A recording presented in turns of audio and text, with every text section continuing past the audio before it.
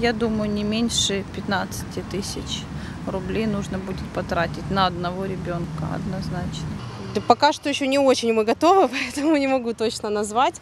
Но планирую, что в плане всего и формы, и канцтоваров, надеюсь, что на одного ребенка 15 хватит, чтобы собрать к школе. Мы еще не покупали, вот собираемся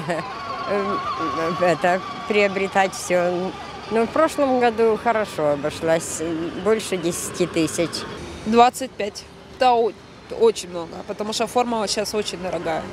Подготовка в школе, первый класс, во второй класс очень дорого обходится. Это все дети делали, они меня не посвящали. Я только вижу, что они покупают все время вещи хорошие, но сказали, что они в копеечку влетели. Ну, где-то в пределах 20 тысяч. Но с учетом наших зарплат это дорого. Особенно если школьников не 1, а 2 или 3 в семье, тогда да. Мы еще ничего не покупали, только один ранец.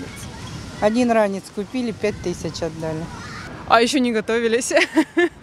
Еще будем, наверное, в последний момент все делать. А в прошлом году? Я, честно говоря, не могу точно сказать сумму, не знаю. Ну, не дешево, конечно. Форма, тетради, канцтовары, дополнительные какие-то пособия и так далее.